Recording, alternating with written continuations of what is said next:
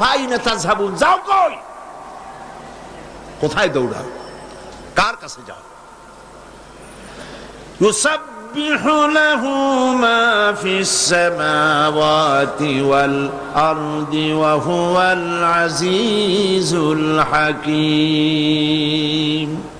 আসমান ও জমিনে যা কিছু আছে সব তার প্রশংসা করছে, একমাত্র তোমরাই করো না। আহারে, তোমরাই করছো। আল্লাহ রাব্বুল আলামিন আকাশ এবং জমিনে যা তিনি সৃষ্টি করেছেন সব তার ইবাদত করে, তারই জিকির করে, তারই তাসবিহ পড়ে। আপনারা লক্ষ্য করে দেখবেন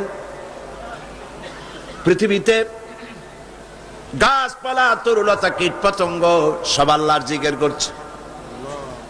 বাতাস তার সনসন রবে, পাতাগুলি তার মরমর রবে, নদীর পানিগুলি কুলু কুলু নাদে, সব আল্লাহর জিকির করে, তোমরা বোঝো না। পাখিগুলি কুহু কুহু করে ডাকে, বউ কথা কও বলে ডাকে। হলুদ পাখি, হলদি পাখি আছে না?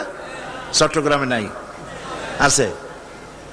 পাখিতে কি বলে? বউ কথা কও না স্বামী কথা কও? কি বলে?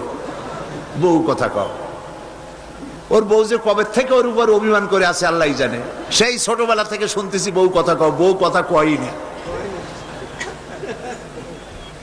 তোমরা এই সমস্ত শব্দ দিয়ে নিজেরা কল্পনা করে, যা তোমরা মনে মনে কল্পনা করে মিশাও শব্দগুলি, আসলে তা না। প্রত্যেকে তার তাসবিহর কায়দা জানে। পাখিগুলি, জন্তুগুলি, প্রাণীগুলি, গাছগুলি, পালাগুলি, যা কিছু আছে পৃথিবীতে সব আপন আপন ভাষায় আল্লাহ রাব্বুল আলামিনের জিকির করে। তোমার কানে তুমি শুনতে পাও কুহু কুহু, আসলে সে ডাকে আল্লাহু আল্লাহু আল্লাহু আল্লাহু আল্লাহু আল্লাহু। সব আল্লাহর তাসবিহ করছে, গুণগান করছে। গাছেরা দাঁড়ায় দাঁড়ায় করতেছে, পৃথিবীর বৃক্ষগুলি দাঁড়িয়ে দাঁড়িয়ে আল্লাহর জিকির করে, তাসবিহ করে। পশুগুলি, চার পায়া পশুগুলি রুকুর হালতে আল্লাহর জিকির করে। ব্যাঙেরা তাশাহুদের কায়দায় জিকির করে। সাপগুলি বুকে হেঁটে হেঁটে, উভচর প্রাণী যারা মাটির সাথে বুক লাগাইয়া চলে, এরা সেজদার হালতে জিকির করে। কিন্তু মানুষকে আল্লাহ রাব্বুল আলামিন আশরাফুল মাখলুকাত হিসাবে সৃষ্টি করেছেন বলে এক রকম জিকিরের ব্যবস্থা করেন নাই। সৃষ্টি জগতের সমস্ত সৃষ্টি জগৎ যত কায়দায় জিকির করে, আল্লাহ তার বান্দাকে, মানুষকে সব কায়দায় বান্দাকে করার তৌফিক দিয়েছেন। কোরআনে কারীম আল্লাহ পাক বলেন, আল্লাযীনা ইয়াযকুরুনাল্লাহা কিয়ামান ওয়া কুউদান ওয়া আলা জুনুবিহিম। দাঁড়ানো অবস্থায়, বসা অবস্থায়, অবস্থায়, সকল অবস্থায় আল্লাহ তার বান্দাকে জিকিরের ব্যবস্থা করেছেন, তাসবিহর ব্যবস্থা করেছেন। বান্দা করতে পারে। পৃথিবীর সমস্ত মানুষ, পৃথিবীর সমস্ত প্রাণী যখন রিজিক খায়, রুজি যখন খায়, রুজি খাওয়ার সময়, খানা খাওয়ার সময় খানার কাছে মাথা ঝুঁকাইয়া দেয়, ঠিক কিনা? গরুর দিকে তাকান, গরু খাদ্যের উপরে তার মাথা ঝুঁকায়। গরু, কুকুর, শূকর, বিড়াল, ইঁদুর, পাখি, জন্তু, জানোয়ার সব খাবারের উপরে মাথা রেখে, মুখ রেখে খায়। আল্লাহ রাব্বুল আলামিন আশরাফুল মাখলুকাত মানুষকে রিজিকের কাছে মাথা নত করার ব্যবস্থা করেন নাই। রুজি তোমার মুখের কাছে চলে আসবে, তোমার রিজিক, তোমার মাথা রিজকের কাছে নত হবে না, নত হবে কেবলমাত্র রাজ্জাকের কাছে। আল্লাহর কাছে মাথা নত হবে। সুবহানাল্লাহ। এই জন্যে তাওহীদ স্পষ্ট করে নিতে হবে। সমস্ত ক্ষমতার উৎস কেবলমাত্র কে? আল্লাহ পাক। সেই আল্লাহ পাককেই সেজদা করো। সেজদা করতে হবে কাকে? কারে সেজদা করবেন? আল্লাহর কাছ থেকে শোনেন। রব্বুল আলামিন কোরআনে কারীমের ভিতরে বলছেন ওয়া মিন আয়াতিহিল লাইলু ওয়ান নাহারু ওয়াশ-শামসু ওয়াল কমর। আল্লাহ পাকের নিদর্শনাবলীর ভিতরে এগুলি নিদর্শন, তিনি রাত এবং দিন, সূর্য এবং চন্দ্র, এগুলি আল্লাহর নিদর্শন। লা তাসজুদু লিশ-শামসি ওয়ালাল কমারি ওয়াসজুদু লিল্লাহিল্লাযী খালাকাহুন ইন কুনতুম ইয়্যাহু তা'বুদুন। চাঁদকে সেজদা করো না, সূর্যকে সেজদা করো না, কারণ এগুলিকে আল্লাহ সৃষ্টি করেছেন। কে সৃষ্টি করেছেন? সেজদা পাইতে পারবেন কে? কেবলমাত্র আল্লাহ রাব্বুল আলামিন। সুতরাং সৃষ্টিকে সেজদা করো না। মানুষ বোঝে না, না বুঝেই যেখানে সেখানে সেজদা করে, মাজারে যায় সেজদা করে, পীরের পায়ের উপরে সেজদা করে, কসমের পায়ের উপরে সেজদা করে। এই তো এখানেই আছে, আছে না? এখানে যে ওই জায়গাটার নাম কি? বায়েজিদ বোস্তামি। তিনি এখানে আসছেন কিনা তার ঐতিহাসিক কোন তথ্য আছে কিনা আমার জানা নাই। আসলেও আসতে পারেন, নাও আসতে পারেন, এটা বিষয় না। আমার নিজের চোখে দেখছি মানুষেরা, মুসলমান, কসমের পায়ে হাত দিয়া চুমা খাইতেছে। নাউজুবিল্লাহ। হায় রে কপাল। মানুষ যখন আল্লাহরে ছাড়িয়া দেয়, আল্লাহ কোন জায়গায় নেয় দেখেন, কোথায় নিয়ে গেছে।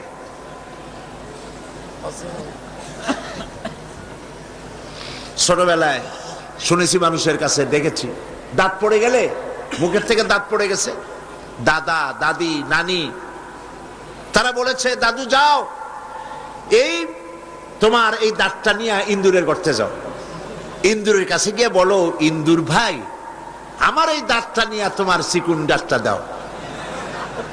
কপাল পোড়া। তোমার মুখে প্রথম দাঁত দিয়েছে কে? ইঁদুরে, বাঁদরে, বিড়ালে? কে দিয়েছে না? আল্লাহরে ছাড়ছ, আল্লাহ ইন্দুরের গর্তে পৌঁছায় দিয়েছে। মর, ইন্দুরের কাছে গিয়ে মর। আল্লাহকে বাদ দিয়েছে, কসমের পায়ের উপর গিয়ে চুমা দিয়েছে। নাউজুবিল্লাহ। কপাল পোড়া। কি পোড়া? কপাল পোড়া। ওইখানে দেখছি একটা গাছ, ওই পুকুর পাড়ে একটা গাছ, সেই গাছের সাথে সুতা দিয়া বান্দা, ঢিল পাটকেল এইসব বান্দা অনেকগুলো, মনে হয় যেন ফল ধরেছে, ইটের ফল। তা আমি জিজ্ঞেস করলাম, ভাই এগুলো কি? কয় এগুলো অনেক দম্পতি স্বামী স্ত্রী এসে বাঁধতে থুয়ে গেছে। কেন? ওই বাচ্চা হয় না, সেই জন্য এটা বাঁধতে থুয়েছে। তো তার ফজিলত কি?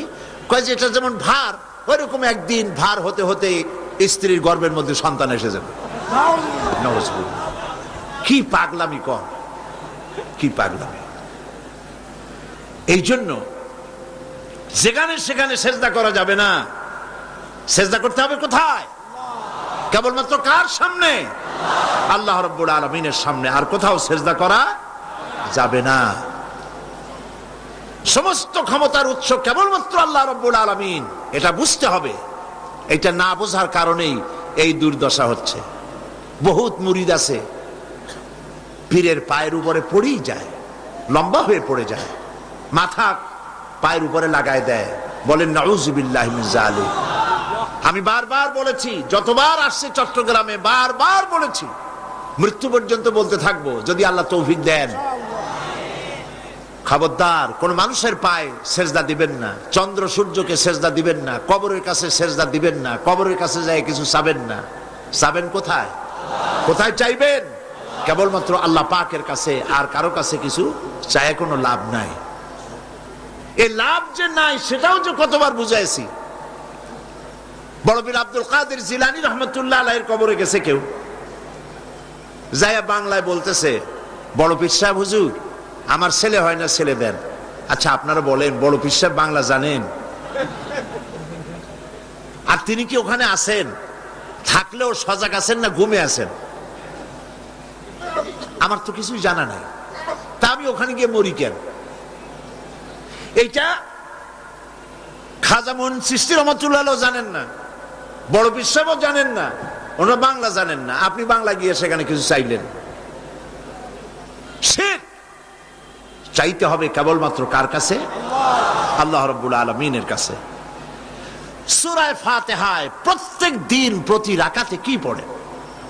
প্রতিদিন প্রতি রাকাতে এই কথাই আমরা বলি, ইয়্যাকা না'বুদু ওয়া ইয়্যাকা নাস্তাঈন। পড়েন সবাই আমার সাথে, ইয়্যাকা না'বুদু ওয়া ইয়্যাকা নাস্তাঈন। আয় আল্লাহ, আমি একমাত্র তোমারই কাছে সাহায্য কামনা করি, আমি তোমার ইবাদত করি, তোমারই গোলামি করি, তোমারই কাছে সাহায্য যাচিয়া করি, আর কারো কাছে সাহায্য চাই না, আর কারো গোলামি করি না। মানুষের অবস্থা তো সবসময় একরকম থাকে না, অর্থনৈতিক বিপর্যয় হইতে পারে, টাকা পয়সা নাও থাকতে পারে, অশান্তি থাকতে পারে। আল্লাহ পাক তার নবীকে কি বলেছেন দেখেন, فَإِذَا فَرَغْتَ فَانصَبْ وَإِلَى رَبِّكَ فَارْغَب। আল্লাহ পাক বলেন, যখন তুমি খালি হাত হয়ে যাবে, দাঁড়িয়ে যাবে, আর আল্লাহ পাকের কাছে মিনতি জানাবে। সুবহানাল্লাহ। খালি হাত হয়ে গেছো, দাঁড়ায় যাও, আল্লাহর কাছে মিনতি করো, আল্লাহর কাছে চাও। বুখারী শরীফ এসেছে, স্যান্ডেলের ফিতা কাছে যদি ছেড়ে, তাহলে আল্লাহর কাছে চাও। কার কাছে চাইবেন? আল্লাহর কাছে চান। আমাদেরকে এই দৃষ্টান্ত নবীরা দেখায় দিয়েছেন, পয়গম্বরেরা আল্লাহর কাছে চেয়ে আমাদের দেখাইছে। হযরতে ইব্রাহিম আলাইহিস সালামকে আগুনের ভিতরে যখন ফেলাবার ব্যবস্থা হয়েছে, তাকে যখন আগুনে ফেলা হচ্ছে, হযরত জিবরাইল বলেন, ইব্রাহিম আমার কাছে সাহায্য চাও, আগুন থেকে বাঁচায় দেব। হযরত ইব্রাহিম ভয় পাইয়া সাহায্য চাইছিলেন।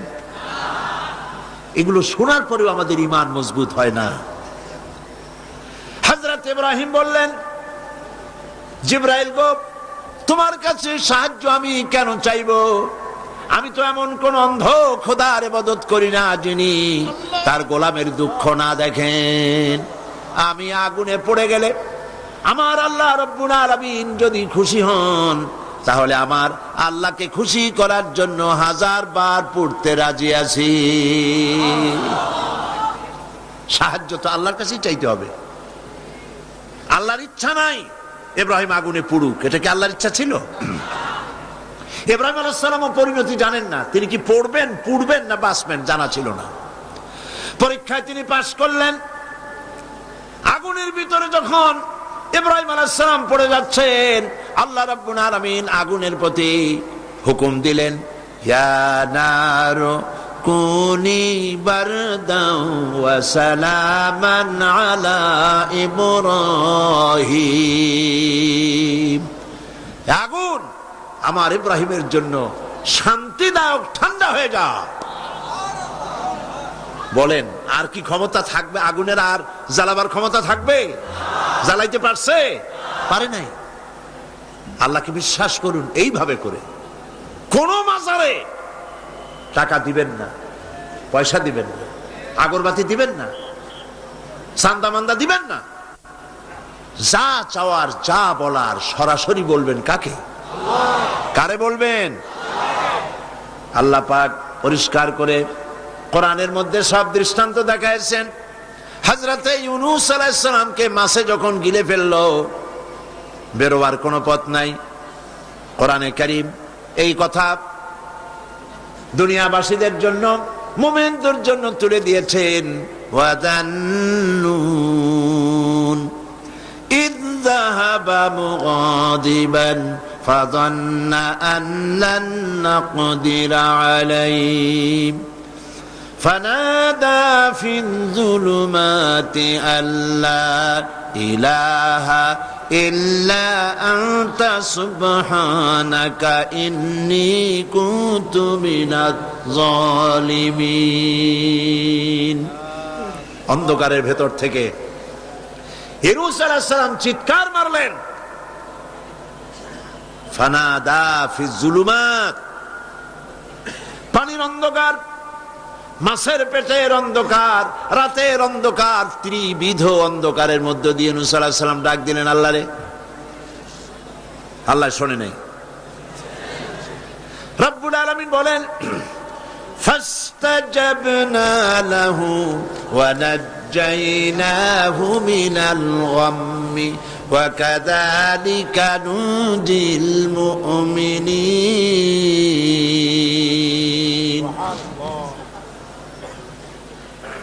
আল্লাহ রাব্বুল আলামিন বলেন আমি ইউনূসের ডাক শুনলাম আর ডাকের জবাব দিয়া দিলাম।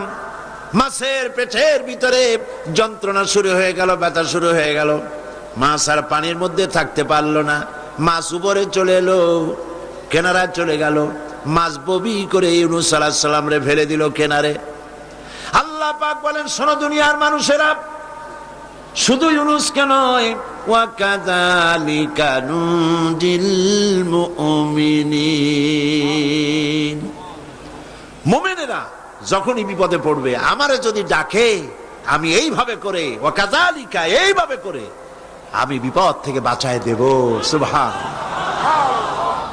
সুতরাং আল্লাহ পাকের এই কোয়ালিটি বুঝতে পারলে এটাই হলো তাওহীদ। তাওহীদ সম্পূর্ণরূপে বুঝতে হবে, তাওহীদে প্রতিষ্ঠিত হতে হবে, শিরক থেকে বাঁচতে হবে, শিরক সম্পূর্ণরূপে বর্জন করতে হবে। এখন শিরকটা কি? শিরক হলো অংশ।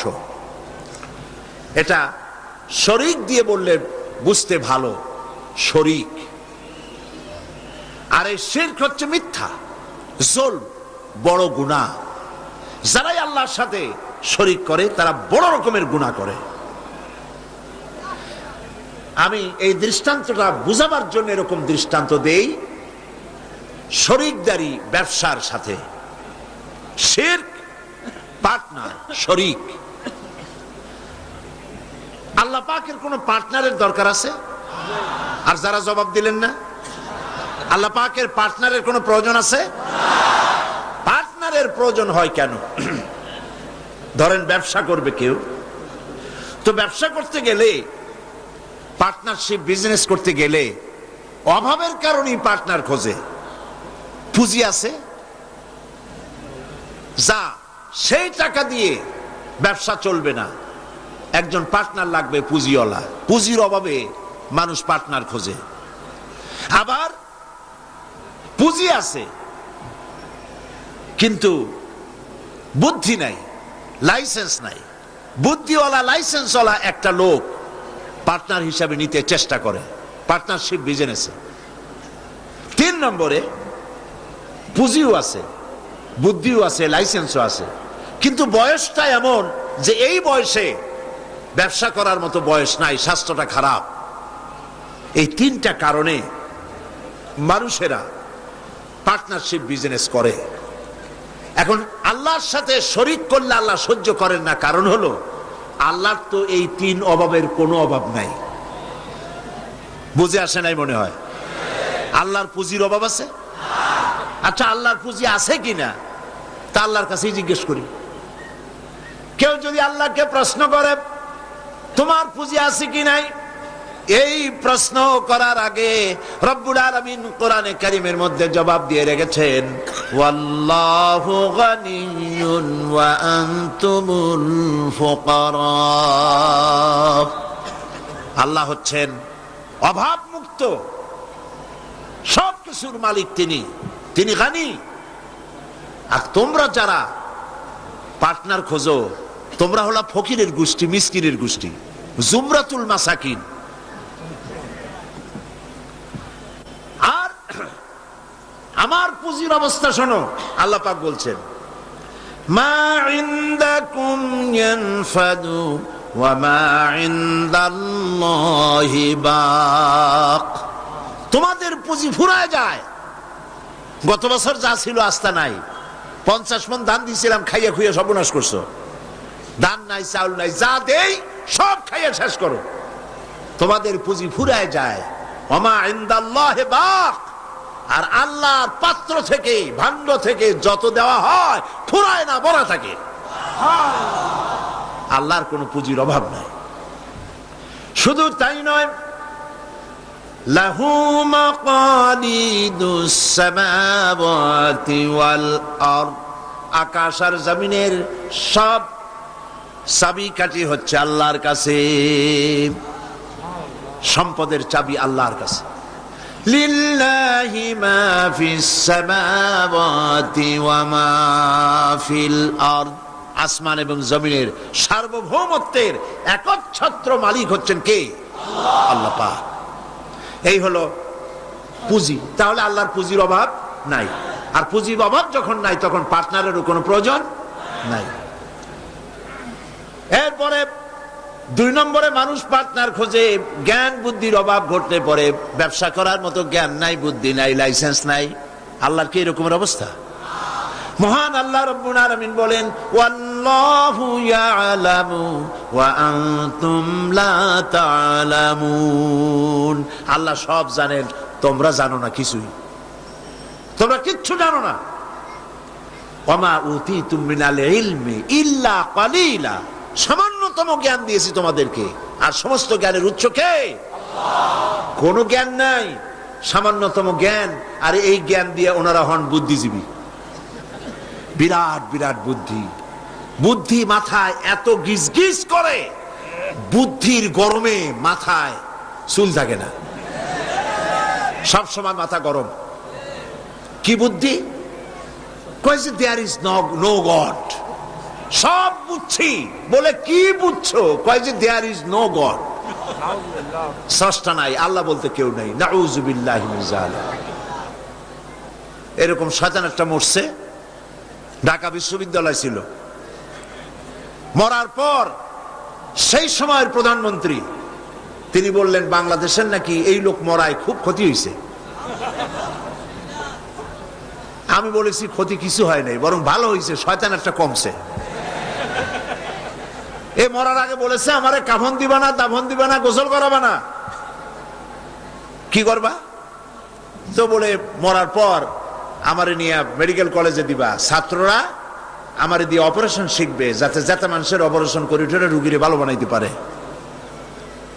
মরার পর তার কথা মতো যখন মেডিকেল কলেজের দিকে লাশ নিয়ে যাওয়া হচ্ছিল, ছেলেরা বলছে, লা হাওলা ওয়ালা কুওয়াতা ইল্লা বিল্লাহ, আমরা মাপ চাই। সারা জীবন আল্লাহরে অস্বীকার করছে। ওই লোকটারে দিয়া কাটা ছেঁড়া শিখা যদি কোন লোকের অপারেশন করি, যাও রুগী বাঁচবে, তাও বাঁচবে না, মরবে। ফিরাও শয়তান। বাডমের মারিচুরিতে ডিপ ফ্রিজের মধ্যে এ শয়তানের লাশ এখনো আছে। লাশের অবস্থা এমন হয়েছে, যদি রাস্তা ভালাইয়াও দেয়, কবর তো হবে না, কপালে নাই, কবর হবে না, দাফন হবে না। আল্লাহর সাথে নাফরমানি করলে কি সাজা হয় আল্লাহ দেখান। আল্লাহরে যদি মানত, গোসলটা হইতো, কাফনটা হইতো, জানাজাটা হইতো, মানুষের দোয়া করতো। কপালে নাই, কপাল পোড়া, আল্লাহরে অস্বীকার করছে বুদ্ধির ঠেলায়। লাশের অবস্থা এমন হয়েছে, এখন যদি রাস্তায় ভালাইয়া দেয়, কুত্তাও খাবে না। কারণ আমাদের দেশের কুত্তা এত অভদ্র না যে এত পচা লাশ খাবে। প্রিয় ভাই, সব আল্লাহ পাক সব জানেন, তোমরা কিচ্ছু জানো না। হ্যাঁ, তোমরা জানবা যদি কোরআনের কাছে আসতে পারো। আসল বুদ্ধি, আসল জ্ঞান কোরআনের ভিতরেই। সুবহানাল্লাহ ওয়া বিহামদিহি। এরপরে তাহলে দেখা গেল 2 নম্বর পুঁজিও আল্লাহর আছে। আছে কিনা? পার্টনার দরকার আছে? পার্টনারের দরকার নেই। 3 নম্বরে শক্তির অভাব, সেজন্য পার্টনার খোঁজে। আল্লাহর শক্তির খুব অভাব নাকি? শক্তি টের পাইছেন কিনা? টের পাইছেন কিনা? বুঝে নিয়েন কি কইতে চাই। আল্লাহ রাব্বুল আলামিনের শক্তি কত প্রচন্ড। আমেরিকার বর্তমান শক্তি দেখেই বুঝতে চেষ্টা করেন না। উপর থেকে ভাষা ভাষা কোনো জ্ঞান নিয়ে হঠাৎ করে কোনো সিদ্ধান্ত নিতে যাবেন না। আমেরিকা এখন যেটা করতেছে, মনে করেন না যে আল্লাহ তারে সব ক্ষমতা দিয়েছে, দুনিয়ার মোড়লগিরি করবে, বাতব্বারি করবে। ওয়ায়ামুদ্দুহুম ফি তুগয়ানিহিম ইয়ামাউন। আল্লাহ একটু ঢিল দিছে। দেখেন না, যারা বড়শি বায় নদীতে, মাছে যখন আদার গেলে ওরে কি বলে? বড়শিতে যেটা থাকে ওটারে কি কয়? সারি। আরে হুইল কি? যেটা খায় মাছে ওইটা কি? আদার অথবা সারি, আপনারা যাতে খুশি হন বলেন। ওইটা, হ্যাঁ সেরা, ওইটা মাছে যখন খাইলো তখনই পাকা শিকারি দড়ি ধরে টান দেয় না, ছুটে যাইতে পারে, গেল ভালো করে।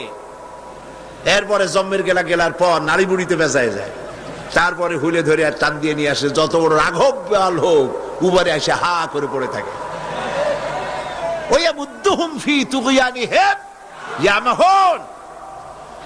আল্লাহ পাক ঢিল দিয়ে দিছেন, হাত লম্বা করে দিছে। আফগান মারতেছে আমেরিকা বসে, হাত এত লম্বা।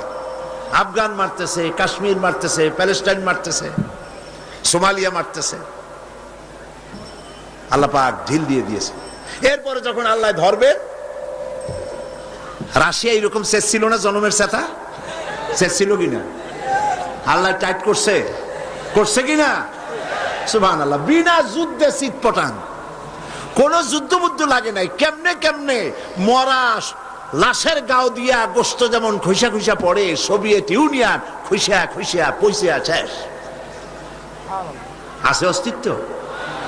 আল্লাহ পাক যখন ধরবেন, ইন্না বাতশা রাব্বিকা লাশাদীদ, আল্লাহ পাক যখন ধরবেন তার পাকড় থেকে বাঁচাইতে পারে এমন ক্ষমতা আকাশেও কারণ নাই, জমিনেও কারণ নাই।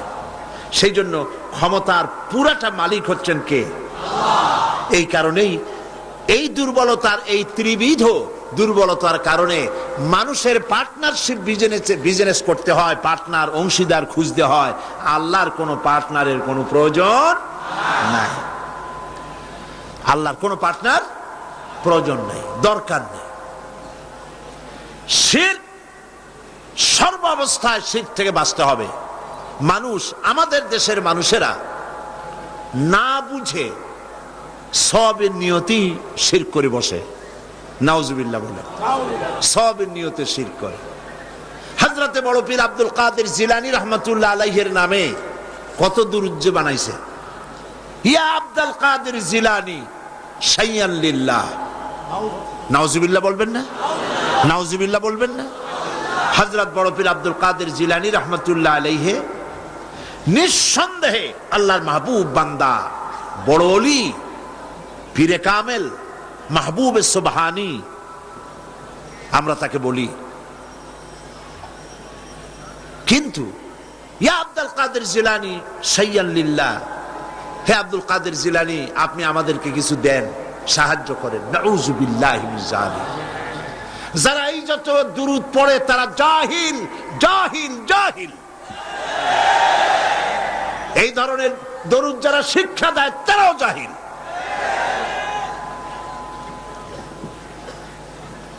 যারা ইন্তেকাল করেছেন, মরে গিয়েছেন, তাদের কাছে কিছুই চাওয়া যাবে না, চাইতে হবে কেবলমাত্র কার কাছে? কার কাছে? এই জন্য আল্লাহ রাব্বুল আলামিন কোরআনে কারীমের মধ্যে বলেছেন, লা তুশরিক বিল্লাহ ইন্নাশ শিরকা লাযুলমুন আযীম। কথাটা আসলে হযরত লোকমান হাকিমের। তিনি তার ছেলেকে বুঝাচ্ছেন। ছেলেকে যতগুলি নসিহত তিনি করেছেন, সূরা লোকমানের তাফসীর করছিলাম না এখানে, মনে আছে আপনাদের? হযরতে লোকমান হাকিম ছেলেকে যেসব নসিহত করেছিলেন, এই সব নসিহত শুধু কিতাবে কোরআনে লিখে থাকার জন্য নয়, এই নসিহতগুলি আমরাও যেন আমল করি আর আমাদের সন্তানদেরকেও যেন আমল করাই। ছেলেকে বুঝাবেন, স্ত্রীকে বুঝাবেন। আল্লাহ পাক সাফ করে বলছেন, লা তুশরিক বিল্লাহ, আল্লাহর সাথে কাউকে শরীক স্থাপন করো না। ইন্নাশ শিরকা লাযুলমুন আযীম, প্রকৃতপক্ষে শিরক হচ্ছে বড় জুলম, অত্যাচার। এটা হলো জুলম। এ শব্দের ব্যাখ্যা হচ্ছে ওয়াজুল শাই ফি গায়রি মুহাল্লি, যে জিনিস যেখানে রাখা সেটা সেখানে না রেখে আরেক জায়গায় রাখার নামই হলো জুলম করা। টুপি তো মাথায় শোভা পায়, টুপি কোথায় রাখবেন? কিন্তু হাঁটুর উপরে যদি রাখেন তাহলে টুপির উপরে জুলুম করা হয়। টুপি মাথায় রাখবেন, টুপি দিয়া যদি বাজার করে আনেন তরি তরকারি, তাহলে টুপির উপরে কি করা হবে? জুলম করা হবে। নৌকা চলে পানি দিয়া, কিন্তু রাস্তার উপরে যদি টানায় রাখেন তাহলে নৌকার উপরে কি করা হইল? জুলুম করা হইল। সোজা কথা। চশমা নাকের উপরে রাখাবার জন্য, কিন্তু চশমা যদি মাথার উপরে ভালাইতেন তাহলে চশমার উপরে কি করা হইল? জুলুম করা হইল। যেই সব জিনিস, যে সব শক্তি আল্লাহ রাব্বুল আলামিনের, সেইগুলি মানুষের কাছে চাওয়া, অদৃশ্য কোনো কিছুর কাছে চাওয়া, এটাই হচ্ছে শিরক, এটাই হলো জুলম। এর অর্থ এই নয় যে মানুষের কাছে টাকা চাইলে সেটা শিরক হবে, মানুষের কাছে ধার চাইলে শিরক হবে, এর অর্থ কিন্তু এটা নয়। অদৃশ্য থেকে কোনো কিছু সাহায্য পাওয়ার আশায় চাওয়া আল্লাহ ছাড়া অন্যের কাছে, এটার নাম, কথা বুঝে আসছে কিনা? এই জন্য এগুলির সামনে নিজেরা মূর্তি বানানো, মূর্তির সামনে মাথা নত করা, পীরের মাজারে গিয়ে কিছু চাওয়া, এগুলি হচ্ছে শিরক। এগুলি আপনি কেন চান? আপনার দিলের ধারণা যারা চায় যেখানে গেলে কিছু পাওয়া যাবে। মনে রাখবেন, বহুত মাজার আছে যেই মাজারে কোনো মুদ্দারি নাই। সাইনবোর্ড একটা লাগাই দিয়েছে, সাইনবোর্ড একটা লাগানো আছে পয়সা আদায় করার জন্য। মাজারগুলি মানুষের ধর্মীয় অনুভূতিতে আঘাত লাগায়া, ধর্মীয় অনুভূতিতে স্পর্শকাতর কথা বলে তাদের কাছ থেকে পয়সা নেওয়া। আমি ঝিনাইদহ মাগুরা লাইনে একটা মাজার দেখেছি, সেখানে লেখা আছে সাইনবোর্ডে, ড্রাইভার ভাই মাজার বহুত গরম, আস্তে গাড়ি চালাইবেন। তার মানে মাজার বহুত গরম, আস্তে চালাইয়া পয়সা দিয়া মাজার ঠান্ডা করে যান। আমি বুঝি না মাজারে পয়সা লাগবে কেন? মসজিদের পাশে দান বাক্স থাকতে হবে, কারণ মসজিদগুলি এখনো গভর্নমেন্ট চালায় না। ইনশাআল্লাহ এমন গভর্নমেন্ট আসবে বাংলাদেশে যে গভর্নমেন্ট সরকারি খরচে সব মসজিদ চালাবে ইনশাআল্লাহ।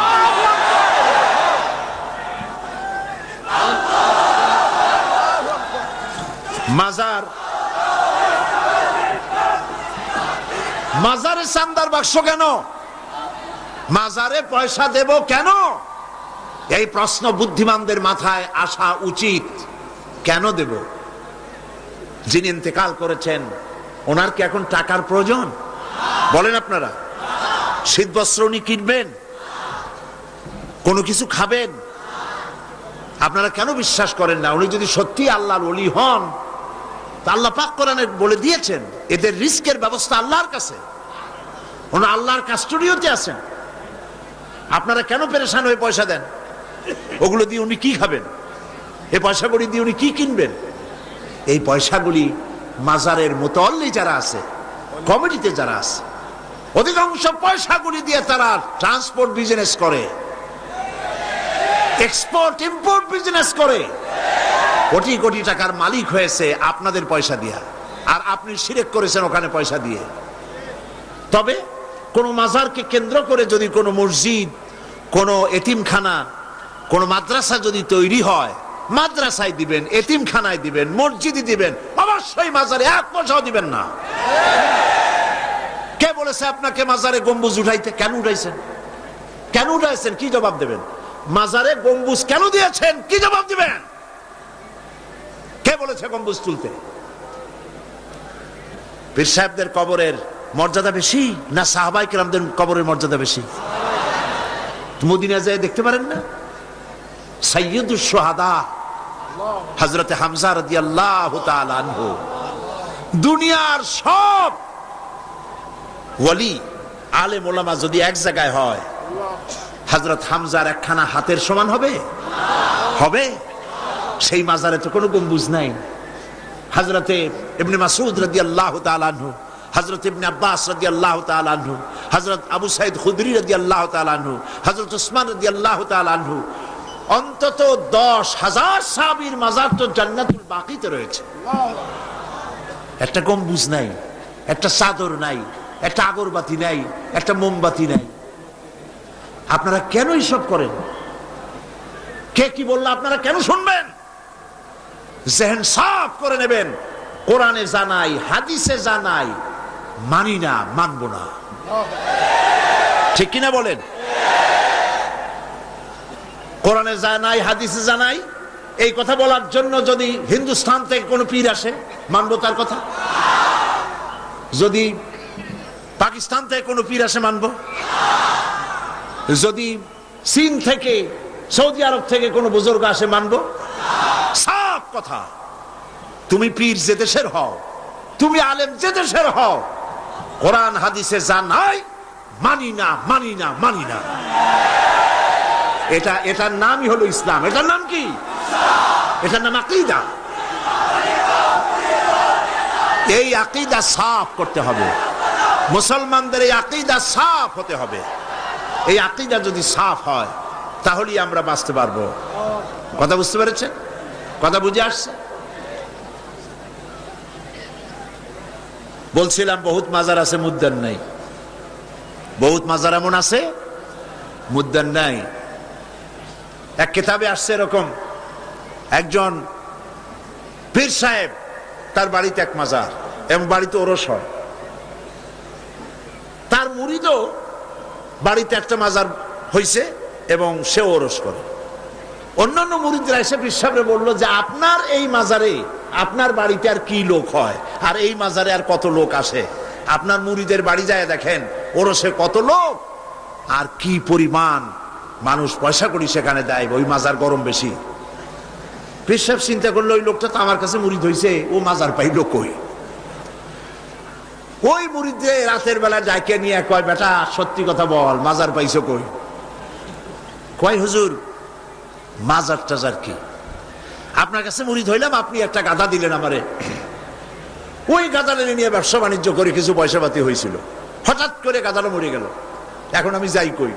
বহুত মুসিবতে পড়ে গেছি। শেষ পর্যন্ত ওই গাধা পাশে নিয়া বহুত চিন্তা করিয়া গাধারে কবর দিয়া, আপনি দিছেন সেই জন্য কবর দিয়া পাশে বসে কাঁদতেছিলাম চোখ বুঝা। হাটবার দিন ছিল, বাজারে যাওয়ার রাস্তা, চোখ বুঝে কাঁদতেছিলাম। সন্ধ্যার সময় চোখ খুলে দেখি আশেপাশে পান, সুপারি, মাছ, তরকারি, টাকা পয়সা।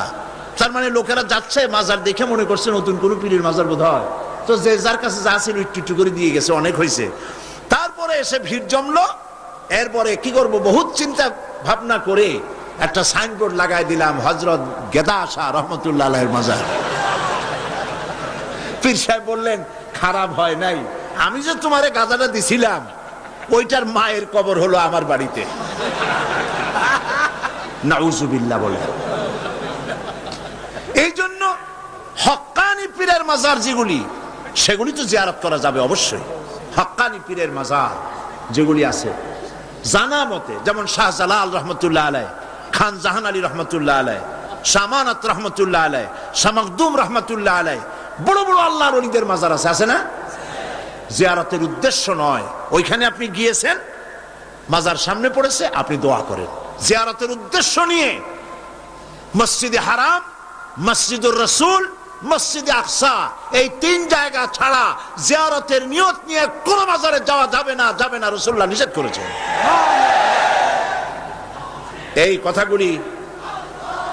এই কথাগুলি যদি আমাদের মনে থাকে তাহলে আমরা উপকৃত হতে পারবো। বলি আলহামদুলিল্লাহ, বলেন আলহামদুলিল্লাহ। আপনি আমার আল্লাহ কি শুনতে পান না? বলেন পান কিনা? তিনি দেখতে পান, তিনি সব শুনতে পান, সব দেখতে পান। কাজী যা বলবেন আল্লাহকে বলেন। ওয়াইজা সাআলতা ফাসআলিল্লাহ ওয়াইজা ইসতাআনতা ফাসতাইন বিল্লাহ। যা চাইবেন আল্লাহর কাছে চান, যা বলবেন আল্লাহর কাছে বলেন। আল্লাহ পাক বলেছেন, আলাইসাল্লাহু বিকাফিন আবদা, আলাইসাল্লাহু বিকাফিন আবদা। আমি কি আমার বান্দার জন্য যথেষ্ট নই? আল্লাহ প্রশ্ন করছেন, আমি কি আমার বান্দার জন্য যথেষ্ট নই? আপনারা বলেন অবশ্যই যথেষ্ট, বলেন সবাই অবশ্যই যথেষ্ট। সুতরাং আল্লাহ পাক হচ্ছেন সর্বময় ক্ষমতার মালিক। আপনার আমার যা প্রয়োজন সব আল্লাহকে বলবো, রাজি আছি? এটাই হচ্ছে তাওহীদ এবং শিরক বর্জন। সর্বাবস্থায় শিরককে বর্জন করতে হবে। হযরতে মুআজ রাদিয়াল্লাহু তাআলা আনহু তিনি হাদিস বর্ণনা করেছেন, নবী করিম সাল্লাল্লাহু আলাইহি সাল্লাম বলেছেন, ইয়া মুআজ তিনবার ডাকলেন। হযরত মুআজ বললেন লাব্বাইক ওয়া সাদাইক। হুজুর বললেন মুআজ তুমি কি জানো বান্দার উপরে আল্লাহর হক কি, আবার আল্লাহর উপরে বান্দার হক কি? হযরতে মুআজ রাদিয়াল্লাহু তাআলা আনহু বলেন আমি জানি না, আল্লাহর নবী ভালো জানেন। নবী করিম সাল্লাল্লাহু আলাইহি সাল্লাম বললেন মুআজ শোনো, বান্দার উপরে আল্লাহর হক হচ্ছে এই, বান্দার উপরে আল্লাহর পাওনা, আল্লাহর দাবি, আল্লাহর হক হচ্ছে যে বান্দা আল্লাহর সাথে তার ইবাদতের মধ্যে কাউকে শরীক করবে না। আর আল্লাহর উপরে বান্দার হক হলো এই, আল্লাহর উপরে বান্দার পাওনা বা দাবি হলো এই যে বান্দা আল্লাহর ইবাদতে কাউকে শরীক স্থাপন করবে না। আল্লাহ রাব্বুল আলামিন তার জন্য জাহান্নামের আগুন হারাম করে দিবেন। শিরক সর্বাবস্থায় বর্জন করতে হবে। এবং এই জন্যে শিরক হচ্ছে একটা বোমার মতো। আপনারা জানেন যে বোমা, কোন জায়গায় যদি বোমা মারে কেউ, বিল্ডিং উড়ে যায়, জায়গা গর্ত হয়ে যায়। একটা বিল্ডিং বানাতে খরচ হলো 50 লক্ষ টাকা, 1 কোটি টাকা বা 5 কোটি টাকা খরচ হয়েছে একটা বিল্ডিং করতে। এটা উড়ায় দেওয়ার জন্য মাত্র কয়েক কেজি ওজনের একটা বোমা যথেষ্ট। এই বোমার দাম কি আমি জানি না। একটা বোমা একটা বিল্ডিং এর তলায় রেখে দিল বা দূরে কোথাও রাখলো, এরপরে রিমোট কন্ট্রোল দিয়ে সুইচ অন করলো, এই বিল্ডিংটা থাকবে আস্ত না উড়ে যাবে? উড়ে যাবে কিনা? 50 কোটি টাকা খরচ করা বিল্ডিংটি সামান্য কয়েক হাজার টাকা দামের একটা বোমা বিস্ফোরণের সঙ্গে সঙ্গে বিল্ডিংটা যেভাবে হাওয়ায় মিলিয়ে যায়, অনুরূপ ভাবে কিয়ামতের দিন শিরক মিশ্রিত আমলনামা নিয়ে যে সব বান্দা আল্লাহর দরবারে হাজির হবে, ওদের ব্যাপারে রব্বুল আলামিন বলেন ওয়াকাদিমনা ইলা মা আমিলু মিন আমালিন ফাজআলনাহু হাবাআম মানসুরা। ওয়াকাদিমনা ইলা মা আমিলু মিন আমালিন, আমি বান্দার আমলনামার দিকে আমি যখন মনোযোগী হব, আমি যখন বান্দার আমলনামা দেখব, আর ওই আমলনামার ভেতরে যদি শিরক মিশ্রিত দেখতে পাই, ফাজআলনাহু হাবাআম মানসুরা, আমলনামাকে ধুলি কণার সঙ্গে উড়াইয়া দেব। নামাজ, রোজা, হজ, যাকাত, দাড়ি, টুপি কোনটা কাজে লাগবে না, সব বালু কণার সাথে আল্লাহ উড়িয়ে দিবেন। কোনো দাম নাই আমলের। প্রিয় ভাই সব, প্রিয় বন্ধুগণ, আমার ভাইয়েরা, আমার মা বোনেরা, কোন অবস্থাতেই শিরক করবেন না। শিরক থেকে মুক্ত থাকুন। ছেলে হয় না, মেয়ে হয় না, মাজারে যাওয়ার কোনো প্রয়োজন নাই। ব্যবসায় উন্নতি হয় না, মাজারে যাওয়ার কোনো প্রয়োজন নাই। মসজিদে যান, কাজায় হাজার 2 রাকাত নামাজ পড়েন, সেজদা করে রব্বুল আলামিনকে বলেন, নামাজ আদায় করে চোখের পানি ফেলে আল্লাহকে বলেন। আল্লাহ পাকের নবী বলেছেন বান্দার 2টা জিনিস আল্লাহর কাছে খুবই প্রিয়, 2টা ফোঁটা। একটি ফোঁটা হলো জিহাদের ময়দানে যে রক্ত ফোঁটা পড়ে, আর আল্লাহর ভয়তে চোখের যে পানি ফোঁটা পড়ে, এই 2টি ফোঁটা আল্লাহর কাছে বহুত প্রিয়। নবীজি আরো বলেছেন বান্দা যখন কান্দে গুনাহ মাফির জন্য, অভাব অভিযোগের জন্য বান্দা যখন কান্দে, তার চোখের পানি নাকের অগ্রম, নাকের আধা আধি আসতে পারে না, তার মধ্যে রব্বুল আলামিন তাকে ক্ষমা করে দেন। আমরা যেন আল্লাহর কাছে চাইতে শিখি, বলেন আমিন। আল্লাহ রব্বুল আলামিনের কাছে আমাদের যা প্রয়োজন, গায়ব থেকে সাহায্য পাওয়ার জন্য যা প্রয়োজন, কাকে বলবো? আল্লাহ পাককে বলবো। ঈমানকে সালিট করতে হবে। সেই কথা কোরআন শরীফ আল্লাহ পাক সূরা বাকারার মধ্যে এই কথার ভিতরে আল্লাহ পাক পরিষ্কার করেছেন, ইয়া আইয়ুহাল্লাযীনা আমানু দুখুলু ফিস-সিলমি কাফা ওয়া লা তাত্তাবিউ খুতুওয়াতিশ শাইতান ইন্নাহু লাকুম আদুউম মুবিন। হে বিশ্বাসীরা, উদখুলু ফিস-সিলমি কাফা, 16 আনা মুসলমান হও, পরিপূর্ণ মুসলমান হও, ইসলামের মধ্যে পরিপূর্ণ দাখিল হয়ে যাও।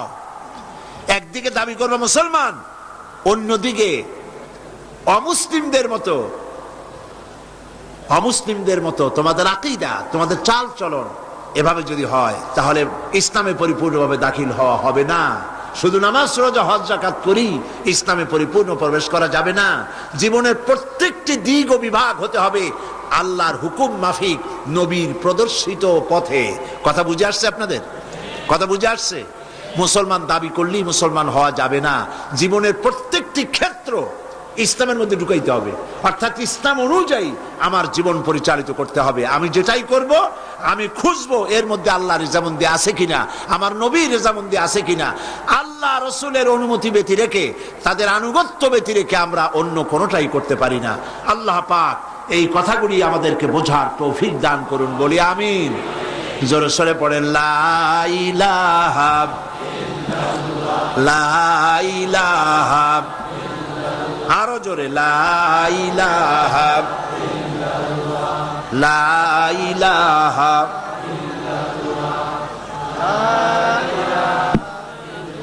লা ইলাহা ইল্লাল্লাহু মুহাম্মাদুর রাসূলুল্লাহ। আমরা এখন মোনাজাত করব,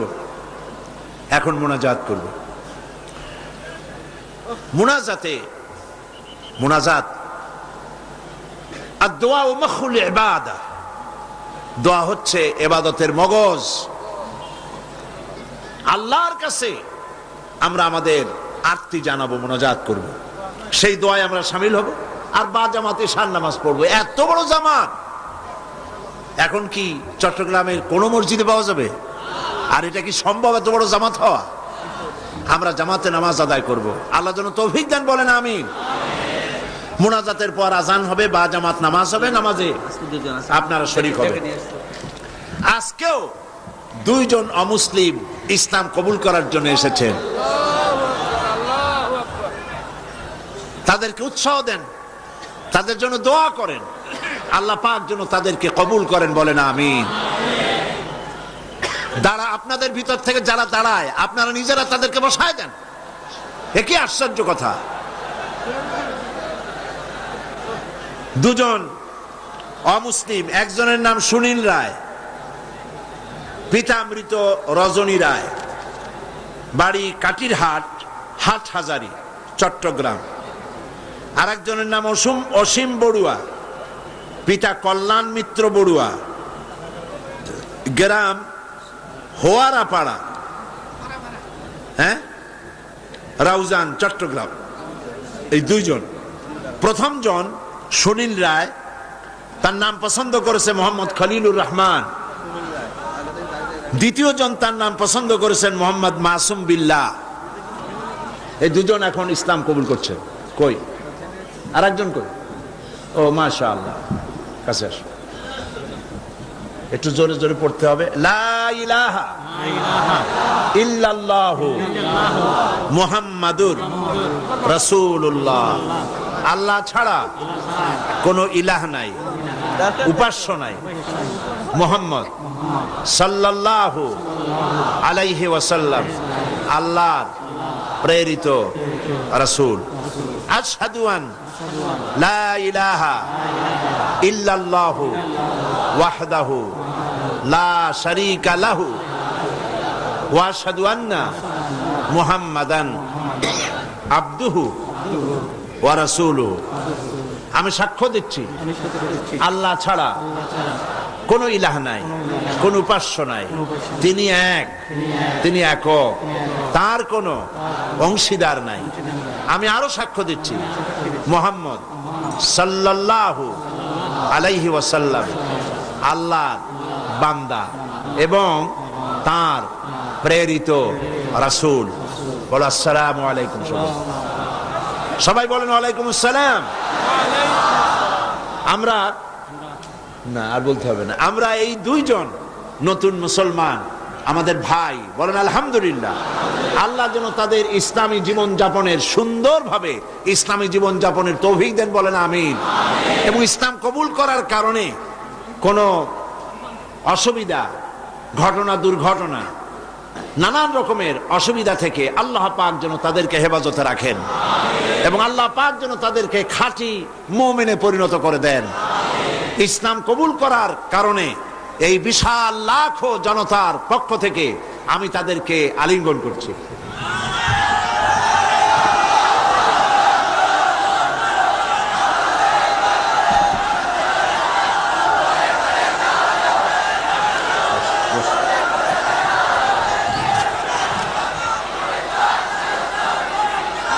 আজকে মুনাজাতের আগে মাত্র কয়েকটি কথা, তা হলো এই, গতকালও আমি বলেছি, আজকেও বলছি, মুনাজাতের কথা বলার সময় কিছু লোক চলে যেতে চেষ্টা করেন, এটা ঠিক না, মুনাজাত করেই যাবেন, এটি মনে রাখবেন আপনারা মেহেরবানি করে, মনে থাকবে তো? তারপরে কথা হচ্ছে, গতকালও বলেছি, প্রত্যেক দিন আপনারা পকেটে করে টাকা নিয়ে আসবেন, তাফসিরের মাহফিল জীবনের শ্রেষ্ঠ সম্পদ মনে করবেন এবং একটা বাজেট রাখবেন তাফসিরের মাহফিলের জন্য।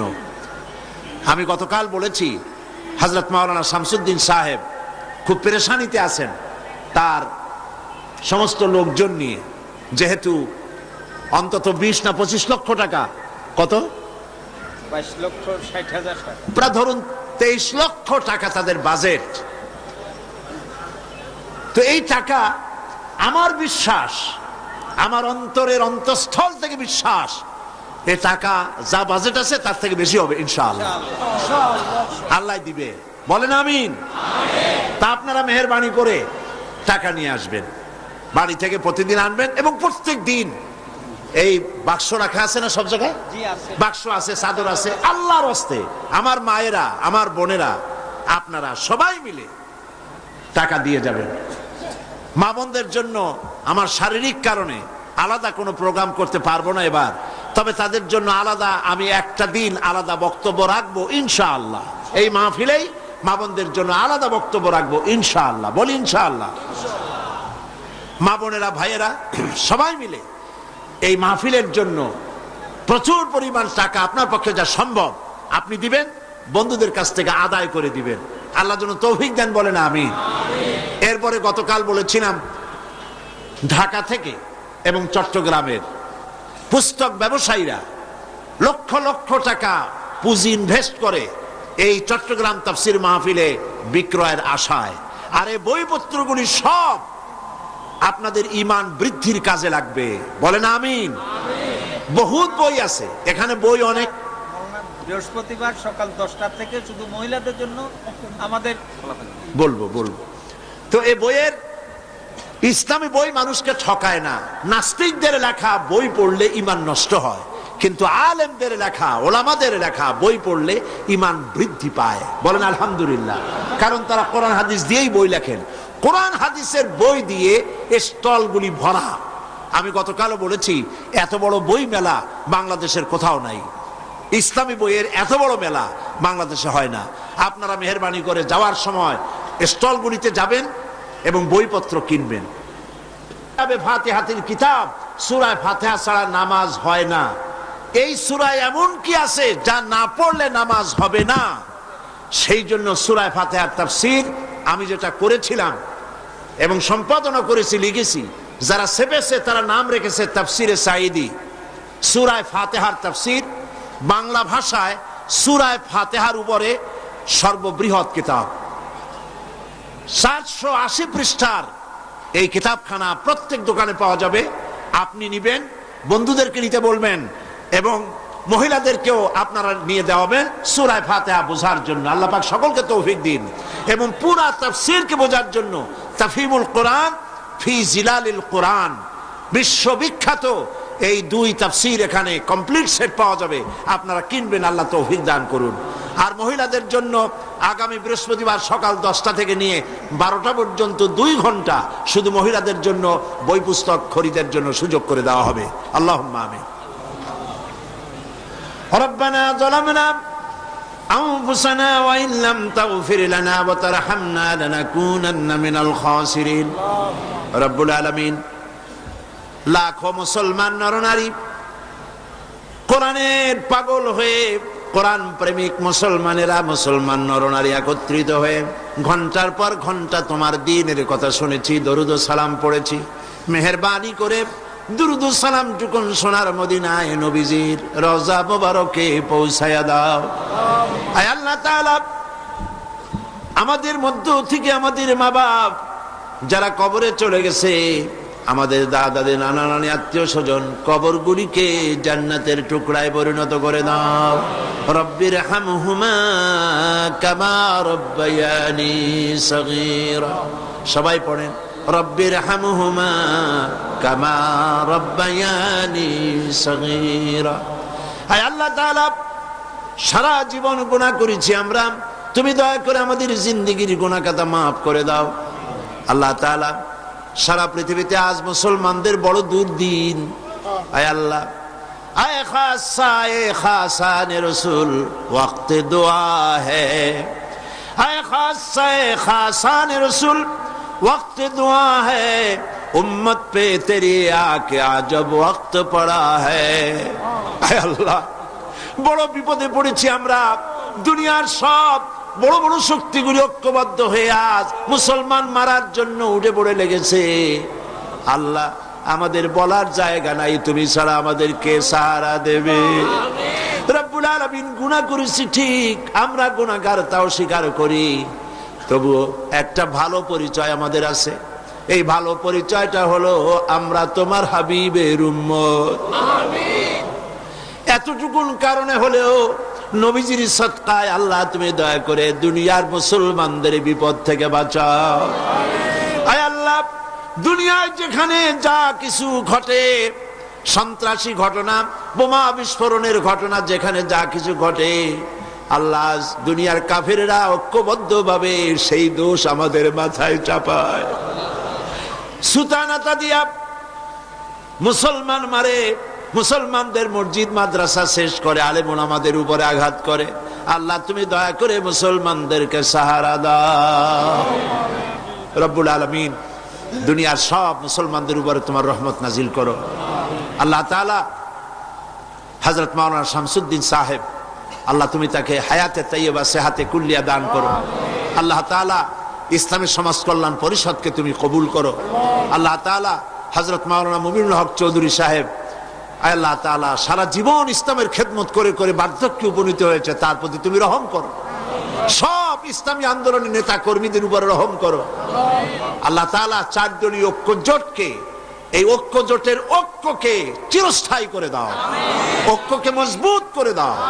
যারা ঐক্যে ফাটল ধরাতে চায়, আল্লাহ তুমি তাদেরকে হেদায়েত করে দাও। আল্লাহ, এই দেশটা একদিন, এই দেশে কোরআন সুন্নাহর আইন দিয়ে পরিপূর্ণ ইসলাম চলছে, এই দৃশ্য আমাদেরকে দেখাই দিও মাবুদ। রব্বুল আলামিন, কোরআনের তাফসীরের মাহফিল চট্টগ্রাম, আল্লাহ তাআলা এই তাফসীরের মাহফিলের ক্যাসেট সারা পৃথিবীতে ছড়িয়ে যায়। রব্বুল আলামিন, কোরআনের তাফসীর সারা দুনিয়ায় পৌঁছে দেওয়ার জন্য যারা ক্যাসেট বন্দি করে, কষ্ট করে মানুষের কাছে পৌঁছাবার ব্যবস্থা করে, আল্লাহ তাআলা তাদের উপরে তোমার রহমত নাজিল করো। সারা দুনিয়ার মুসলমানদের জন্য হেদায়েতের জরিয়া বানায়া দাও। হায় আল্লাহ তাআলা, আমরা থাকবো না, আমরা যারা আছি আমরা থাকবো না, কিন্তু তাফসীরের মাহফিল কিয়ামত পর্যন্ত চট্টগ্রামে স্থায়ী করে দিও। রব্বুল আলামিন, বহু টাকার প্রয়োজন, আল্লাহ তাআলা তোমার ধনাঢ্য ব্যক্তিদের দিল খুলে দাও। যারা এই মাহফিলের সাথে শত্রুতা পোষণ করে তাদেরকে বন্ধু বানায় দাও। যারা ভুল বুঝে দূরে দূরে থাকে তাদেরকে আমাদের ভাই বানায় দাও। আল্লাহ তাআলা সকলের দিল কোরআনের দিকে, আলেমদের দিকে মোহাব্বত ভরে দাও। আল্লাহ, হিংসা কমায় দাও। আলেম দেখলে যাদের গা জ্বলে ওঠে, নাম মুসলমান, আলেম দেখতে পারে না, মাদ্রাসা সহ্য করতে পারে না, আল্লাহ তুমি দয়া করে তাদের হেদায়েত নসিব করে দাও। আল্লাহ তাআলা, আমাদের আরেক ভাই হযরত মাওলানা লুৎফুর রহমান সাহেব, আয় আল্লাহ তাআলা, সেই জওয়ান অবস্থা আমি তারে দেখেছি। আজ তিনিও আমার মতো, আমরা একই পথের পথিক, তিনিও আজ বার্ধক্যে উপনীত হয়েছেন। আল্লাহ, কোরআনের খেদমত সারা জীবনের তুমি তার কবুল করে নাও। কোরআনে কারীমের তাফসীরের খেদমত যারা করতেছেন, অনুবাদের, লেখার, বলার খেদমত যারা করেন, আল্লাহ তুমি তাদেরকে কবুল করে নাও। ربنا تقبل منا إنك أنت السميع العليم وتب علينا إنك أنت التواب الرحيم سبحان ربك رب العزة عما يصفون وسلام على المرسلين والحمد لله رب العالمين وجعل آخر كلمة عند الموت لا إله إلا الله محمد رسول الله السلام عليكم